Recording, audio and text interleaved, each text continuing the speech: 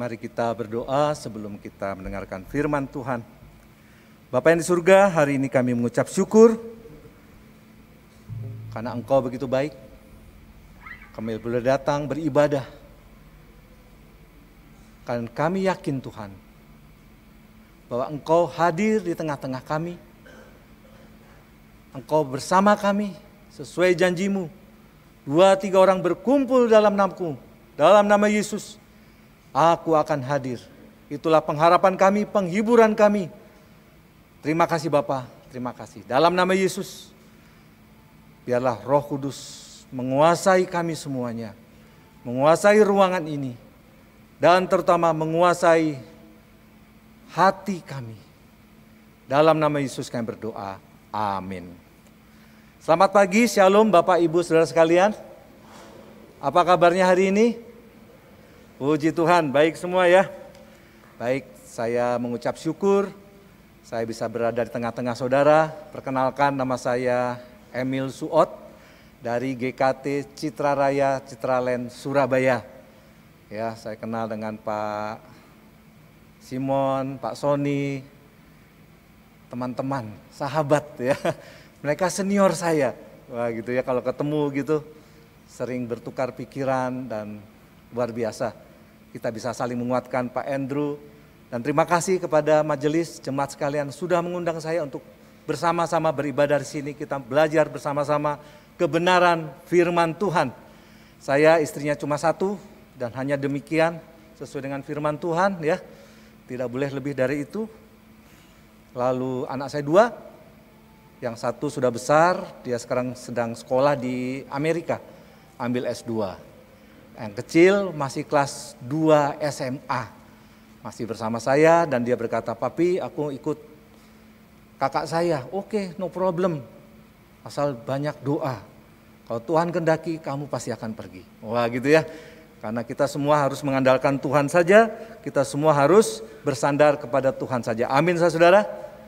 Baik, demikian perkenalan saya dan salam dari Jemaat GKT Citra Raya. Kita adalah sama-sama saudara dan teman seiman diikat oleh kasih Tuhan. Hari ini sama-sama kita akan belajar tentang suatu tema, persiapan bagi siapa sebenarnya nih. Wah gitu ya. Advent pertama. Oke, bisa ditampilkan? Nah ini dia. Bapak Ibu saudara sekalian.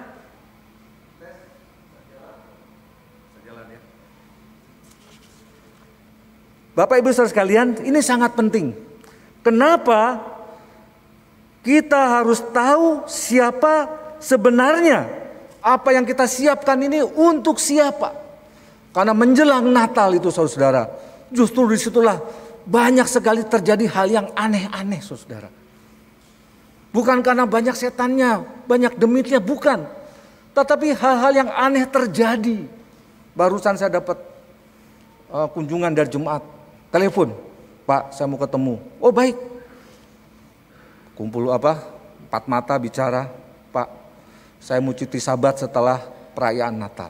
Waduh, saya ngomong begini, cuti sabat itu rohani sekali loh. Cuti sabat itu bukan liburan. Sabat itu bukan libur. Sabat itu harus bersama-sama Tuhan, harus semakin dekat sama Tuhan, harus semakin rohani sama Tuhan. Karena saya sudah tahu maksudnya, libur dari pelayanan dia. Tapi dia salah menggunakan kata sabat. Nah, gitu ya. Ingin sok rohani, tetapi ternyata apa? Salah penggunaannya. Maksudnya apa? Dia mengalami sakit hati saudara. Dalam masa perayaan Natal ini. Rapat sana rapat sini, ada nggak setuju. Lalu dia ingin libur dari pelayanan. Saya tanya, liburnya sampai kapan? Setahun Pak. Wah ya. Pendeta aja kalau libur 4 bulan ya. Kalau libur sabat 4 bulan Pak ya. Cuma dapat 4 bulan kami kalau sabat. Ini minta setahun saudara. Hal-hal yang aneh banyak terjadi. Karena apa? Tidak mengerti bagi siapa sebenarnya ini persiapan-persiapan yang harus kita lakukan ini. Advent pertama adalah tentang pengharapan. Karena sesungguhnya manusia semua orang telah berdosa dan telah kehilangan kemuliaan Allah. Itu adalah orang-orang yang tanpa pengharapan. Advent pertama mengingatkan kita, semua manusia tanpa pengharapan. Tidak ada yang terkecuali. Orang beragama maupun tidak beragama. Orang percaya, orang yang bagaimanapun, pokoknya semua tidak ada pengharapan. Karena apa saudara? Manusia memilih untuk tidak percaya. Memilih untuk tidak mengikuti firman Tuhan. Manusia memilih untuk mengikuti jalannya sendiri. Yuk kita baca Kejadian 3 ayat 15. Bisa? Ini ya. Kita baca sama-sama ya. 1, 2, 3. Aku akan mengadakan permusuhan antara engkau dan perempuan, antara keturunanmu dan keturunannya. Keturunannya akan meremukkan kepalamu dan engkau akan meremukkan tumitnya. Kata Pak Andrew, ini bisa nyala nggak ya? Kata Pak Andrew, boleh jalan-jalan katanya ya.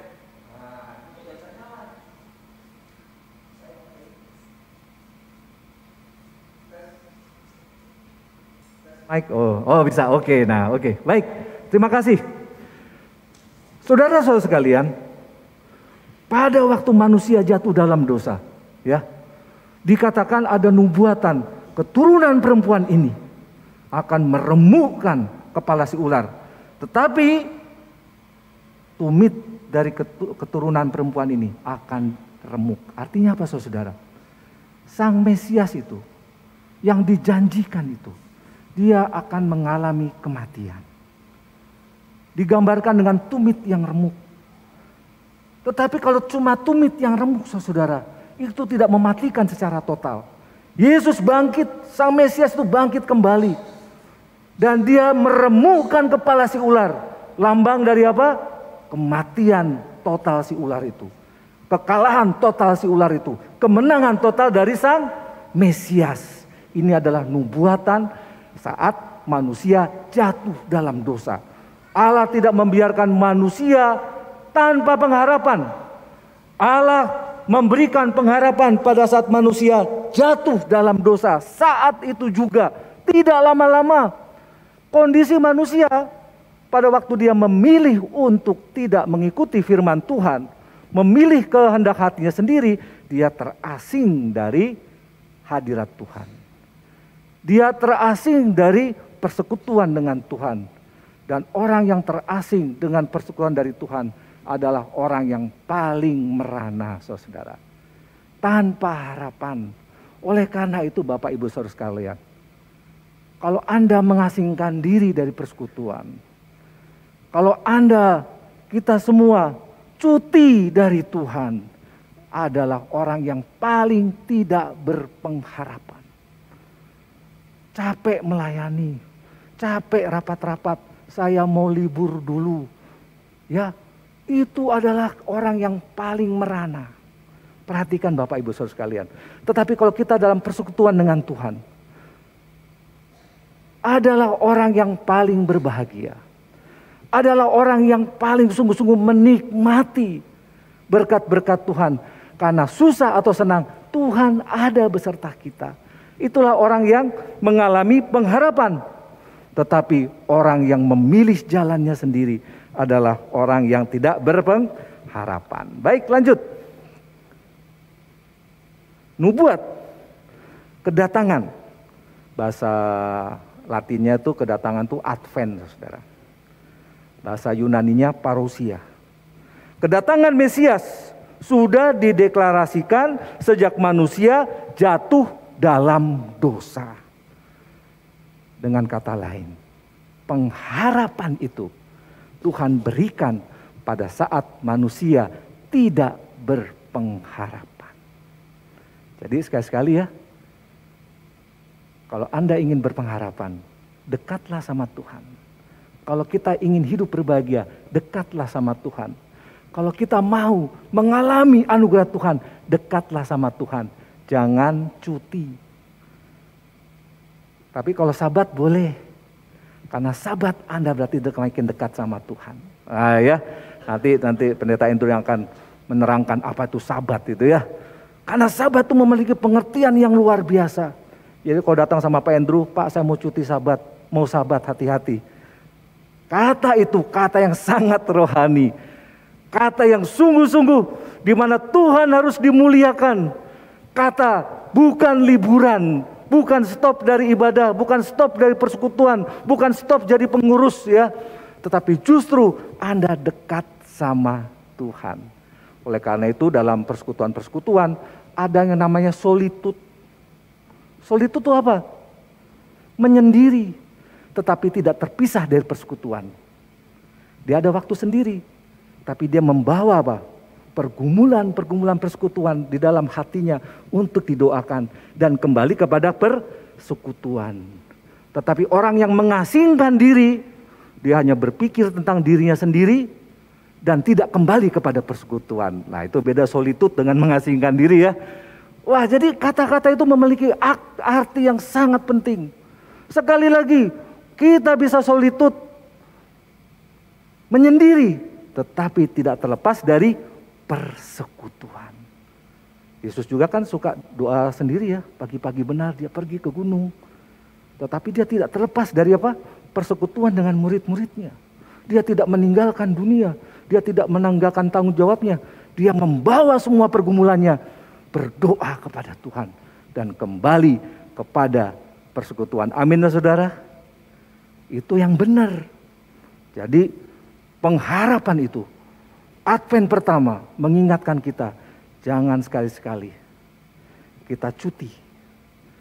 Karena banyak terjadi.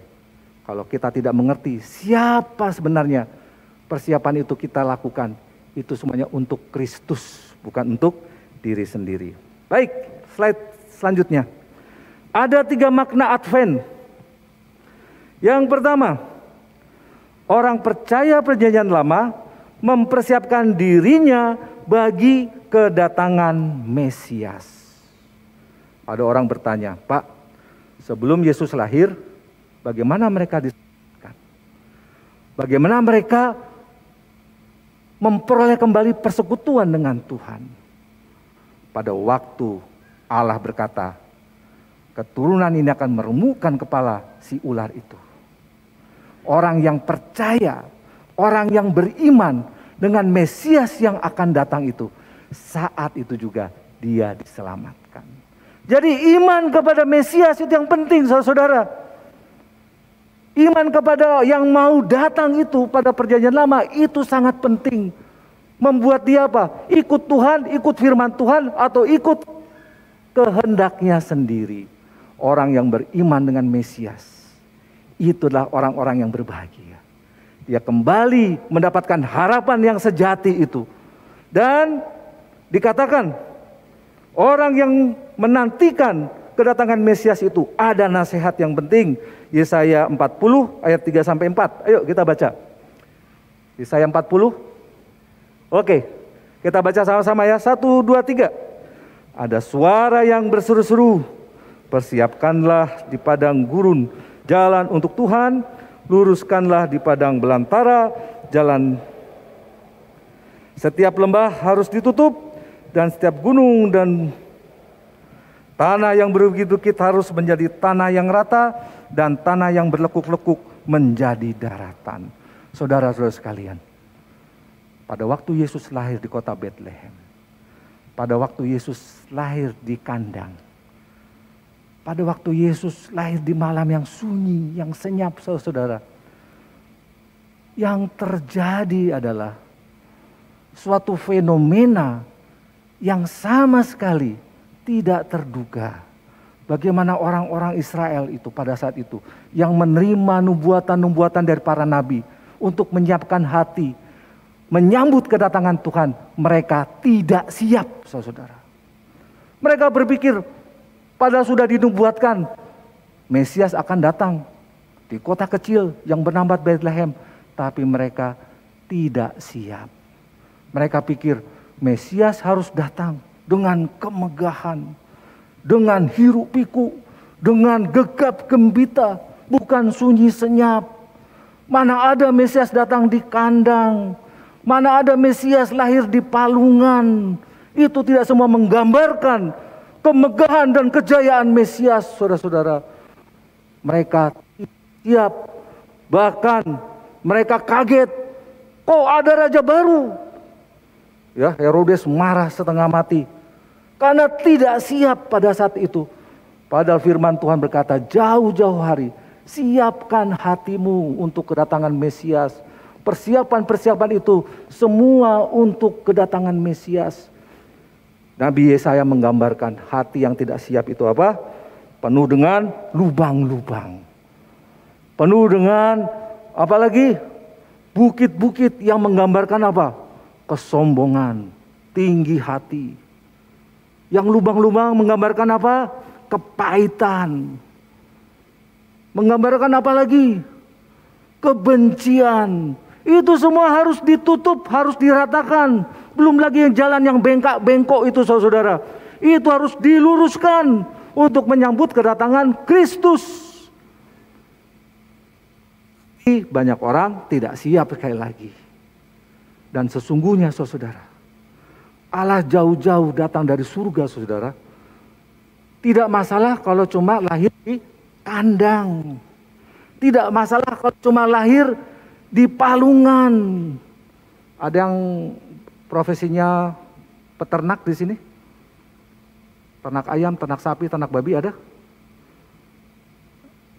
Kalau saya mau tanya, kalau misalnya saya jadi peternak gitu ya, saya membersihkan, saya dulu suka pernah memelihara ayam. Ya, ibu saya jualan ayam gitu ya. Saya pikir-pikir dulu. Waktu itu saya membersihkan kandang berapa tahun sekali ya. Rasanya setahun sekali ya. Dan bau sekali. Karena sudah bau baru dibersihkan. Nah, Yesus lahir di kandang yang bau saudara. Tetapi sungguhnya nggak masalah. Itu tidak menjadi masalah bagi Sang Mesias untuk lahir di sana.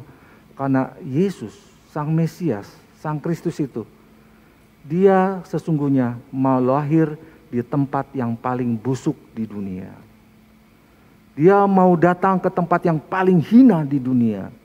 Dia mau datang ke tempat yang paling bau di dunia. Di mana itu saudara? Di tempat pembuangan akhir, tempat sampah? Bukan saudara. Di mana? Di hati manusia. Yang sombong-sombong itu, yang bengkok-bengkok itu, yang penuh dengan kepahitan. Dia mau bersihkan. Dia mau pulihkan. Karena tanpa kehadiran Yesus Kristus dalam hati kita, kita adalah manusia-manusia yang tidak berpengharapan. Tanpa kehadiran Tuhan di dalam hidup kita, kita masih terasing dari Tuhan. Kita tidak punya persekutuan dengan Allah kalau Yesus tidak ada di hati kita. Amin saudara. Yesus mau masuk di sana. Oleh karena itu saudara-saudara, ya, jangan seperti masa lalu di mana orang-orang Israel sudah diberikan nubuatan-nubuatan, mereka tidak siap. Tetapi ayo ratakan tanah yang berlubang, jalan yang bengkok-bengkok luruskan.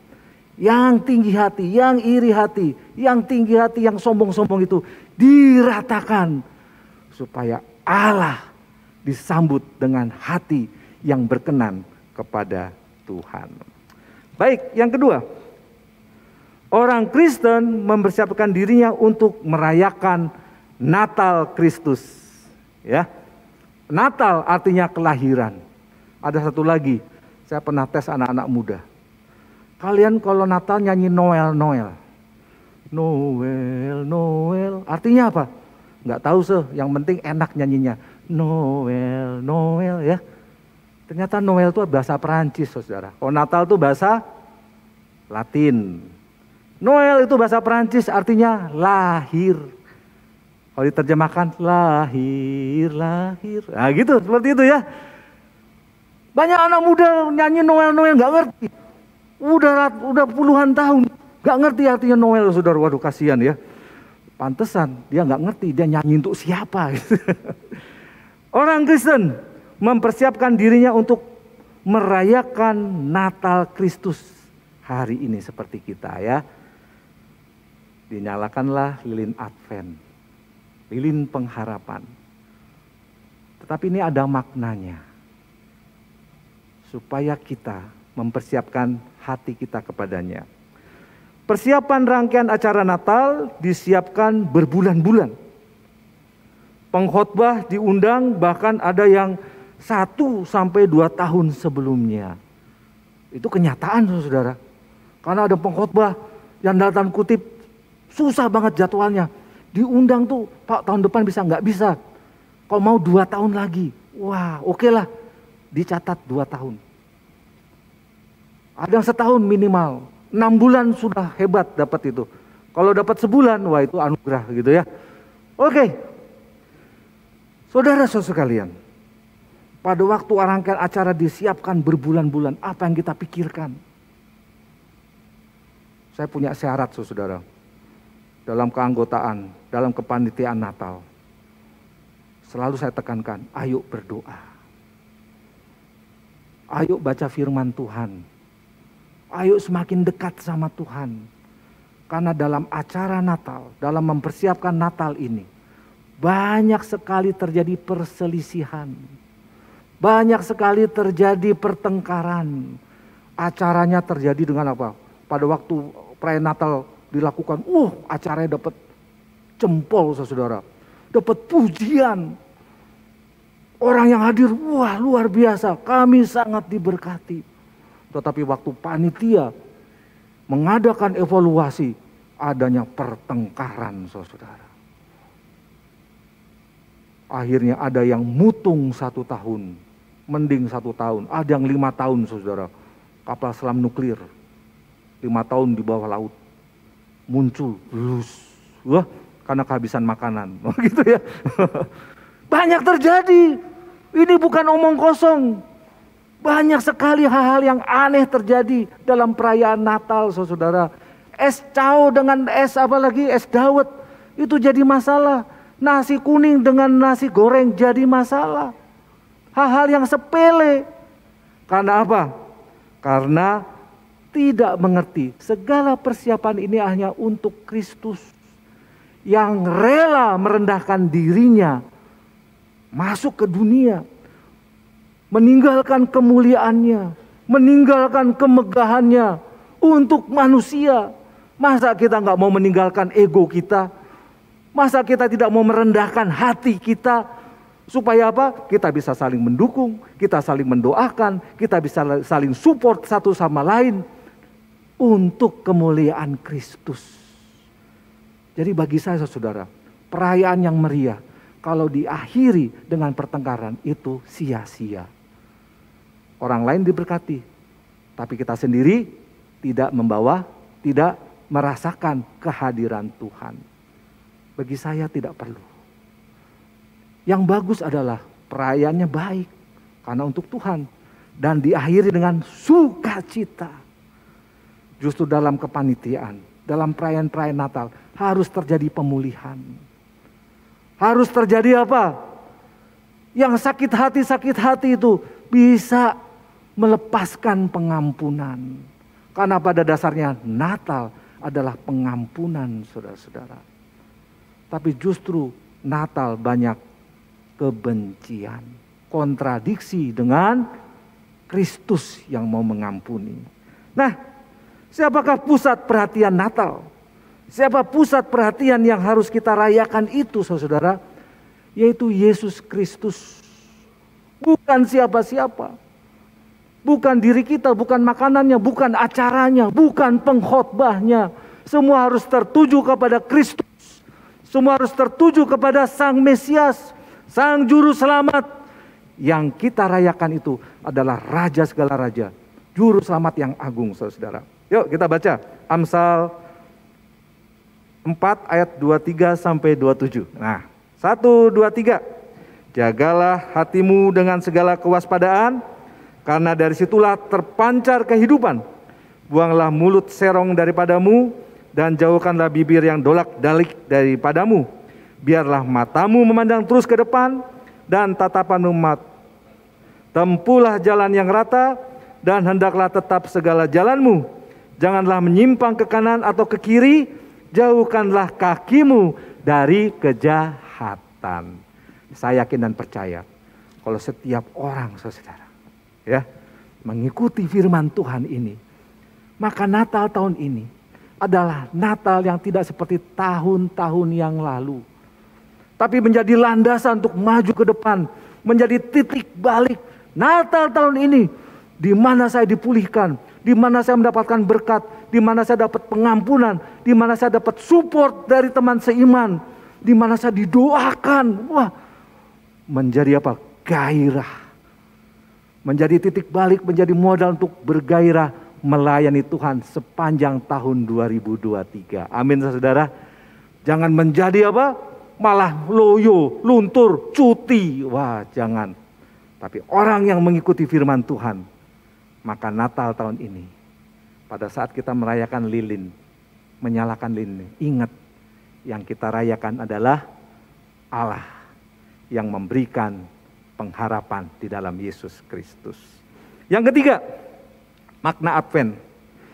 Orang Kristen mempersiapkan dirinya untuk menyongsong parousia, Advent, kedatangan Kristus. Parousia itu bahasa apa tadi? Yunani ya, Advent bahasa Latin. Kedatangan bahasa Indonesia gitu ya. Nah, orang Kristen mempersiapkan dirinya untuk menyongsong Kristus. Abad kedua, saudara. Ada yang namanya Origen. Seorang filsuf, seorang teolog, pintar sekali. Dia katakan gini, jangan mikir eskatologi. Eskatologi itu sudah terjadi. Yesus datang itu sudah terjadi. Terjadi pada orang-orang saleh. Yesus datang bukan secara fisik, bukan secara jasmani, tapi dia datang secara rohani. Masuk ke dalam hati setiap orang saleh. Wah, itu gak sesuai dengan firman Tuhan, saudara ya. Yesus datang secara jasmani. Nanti pada suatu saat kita akan menyongsong Yesus di angkasa, saudara. Saya harap semuanya, kita gak tahu kalau pengangkatan terjadi, semua tidak ada yang tertinggal.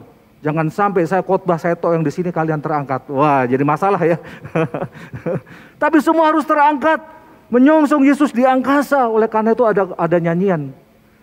Ada pertemuan di angkasa, pertemuan yang manis. Di mana ayatnya? Kitab Tesalonika. Wah, gitu. Ada pengangkatan, saudara. Dan Yesus datang secara jasmani dengan tubuh kemuliaannya. Tapi Bapak Origen bilang, enggak. Dia datang secara rohani. Gereja menolak, saudara. Ya. Pada waktu abad ke-18, Enlightenment, seorang filsuf, seorang teolog, pintar sekali, namanya Sosinus. Dia berkata, eskatologi itu adalah mitos fantastik. Udah gak usah dipercaya. Yesus gak datang. Yang penting sekarang kita sebagai orang Kristen sudah mendapatkan hidup kekal. Waduh, keren juga ya. Ajarannya keren juga. Bukankah hidup kekal itu menjadi perhatian kita? Ikut Yesus untuk hidup kekal, iya. Itulah berita keselamatan. Tetapi dia berkata, itu mitos fantastik bahwa eskatologi atau Allah akan datang, Yesus akan datang kembali, itu nggak ada. Wah, saudara-saudara sekalian, itu pun gereja menolaknya, saudara. Karena apa? Tidak sesuai dengan firman Tuhan. Yesus akan datang kembali. Dia akan mengangkat kita. Kita akan memulai persekutuan dengan dia. Dan dia berkata, ya, firman Tuhan berkata, Matius 24 ayat 42. Yuk kita baca, 1, 2, 3. Karena itu berjaga-jagalah, sebab kamu tidak tahu pada hari mana Tuhanmu datang. Dia akan datang kembali, saudara. Berjaga-jaga itu penting. Jangan jauhkan dirimu dari persekutuan. Jangan cuti, ya. Jangan mengasingkan diri. Solitude boleh. Berdoa kembali kepada persekutuan. Berdoa saat teduh itu baik. Kembali kepada persekutuan. Retreat itu baik. Kembali kepada persekutuan. Jangan cuti. Tapi itulah yang terjadi di gereja-gereja. Banyak cuti-cuti, saudara. Yesus datang, tidak tahu kapan waktunya. Berjaga-jaga. Jangan jauhkan dirimu dari persekutuan. Kitab Ibrani 10 ayat 25. Semua itu supaya kita pada saat dia datang, tidak tahu kapan waktunya, kita ada. Pada saat namaku dipanggil, aku ada. Pada saat kitab kehidupan dibuka, namaku ada. Dan itu pastikan harus ada. Dalam kitab kehidupan semua nanti dibuka ya. Nama saya, nama Pak Simon, nama Pak Andrew, nama Pak Roni, atau siapa saja. Pastikan namanya ada. Supaya apa? Kita memperoleh persekutuan dengan Tuhan. Karena kita adalah orang-orang yang berpengharapan, berjaga-jaga. Tapi kenyataannya Pak, sudah 2000 tahun Yesus tidak datang-datang. Kan betul itu hanya mitos fantastik. Saudara-saudara sekalian, di hadapan Tuhan 1000 tahun sama dengan sehari dengan 1000 tahun. Artinya apa? Waktu di hadapan Tuhan itu tidak berarti.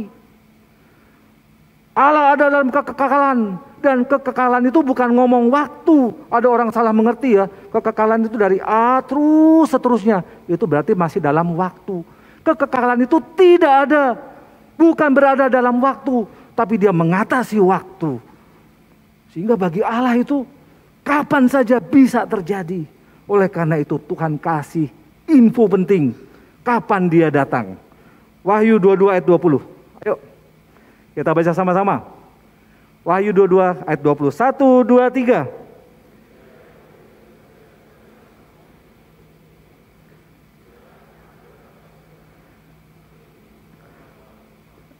Coba ngomong sama kiri kanannya.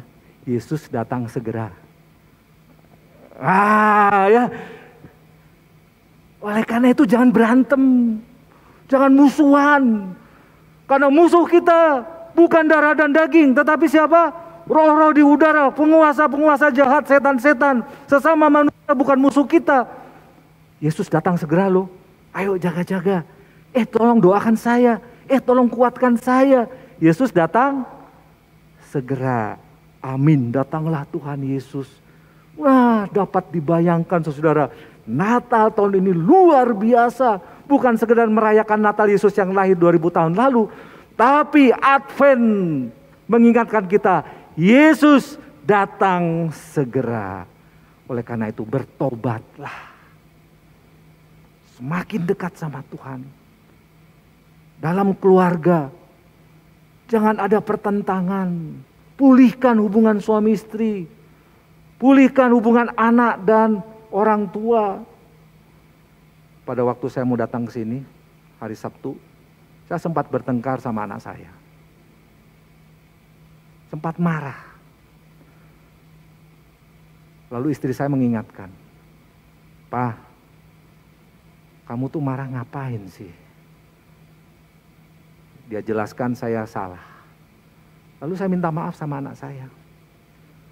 Papi minta maaf. Gak usah gengsi lah. Orang salah kok. Tapi kan kebudayaan Indonesia aneh ya. Orang salah dimarahin, marah. Yang salah dimarahi, ditegur, marah. Setelah saya ditegur istri saya minta maaf sama anak saya. Lalu sebelum saya berangkat ke tempat ini, Sabtu malam, Sabtu sore, saya minta anak saya doakan saya. Tolong doakan papi. Papi mau khotbah besok. Papi mau pelayanan. Dia doakan ya saudara.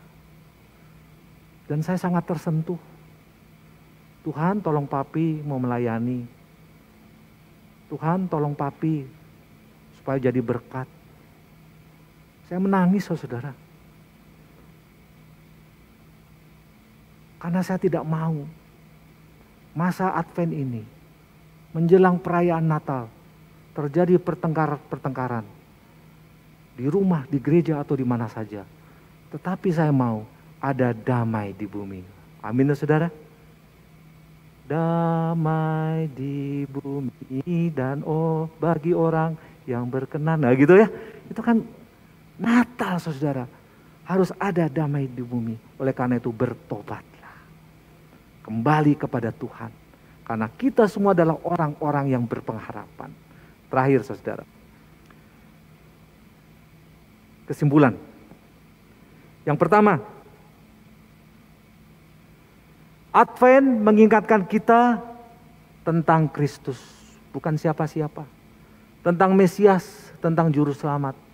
Advent mengingatkan kita supaya kita berfokus, berpusat pada Kristus. Ibadah-ibadah kita berpusat pada Kristus, bukan untuk menyenangkan manusia. Hati-hati ya, gara-gara Advent, gara-gara Natal, soal lagu aja jadi masalah. Yang ini nggak enak, yang ini kurang populer, yang ini kurang modern, macam-macam lah ya. Tapi kalau berpusat pada Kristus, wah, lagu apapun oke punya. Hari ini lagunya him semua. Saya dibesarkan di gereja yang himnal. Ya, saya lagunya bisa semua Pak Roni. Aman. ya, mungkin bagi anak muda agak asing. Tapi saya aman. Saya menikmati saudara. Tapi lagu kontemporer pun, Immanuel itu lagu kontemporer saudara. Saya juga menikmati. Ya. Ku song-song bagaimana ya Tuhan datangmu. Saya tahu Sarah 1, 2, 3, 4 saya tahu Pak. Karena saya dibesarkan di gereja yang himnal. Tapi saya juga bertumbuh dalam masyarakat yang modern. Lagu-lagu kontemporer, no problem. Ya, berpusat pada Kristus membuat kita bersuka cita. Ketiga, berpengharapan pada Kristus. Jangan sampai pengharapan kita diletakkan pada yang lain. Tapi hanya pada Kristus. Dan terakhir, Yesus akan datang kembali. Berjaga-jagalah. Mari kita berdoa. Bapa yang di surga, sungguh mengucap syukur. Hari ini kami mendengarkan suara-Mu. Biarlah kami simpan dan boleh kami lakukan dalam hidup ini. Terima kasih Bapa. Biarlah damai sejahtera Allah, persekutuan yang indah itu kami rasakan selalu di dalam kasih Kristus. Dalam nama Yesus, Tuhan dan Juru Selamat kami hidup kami berdoa. Amin.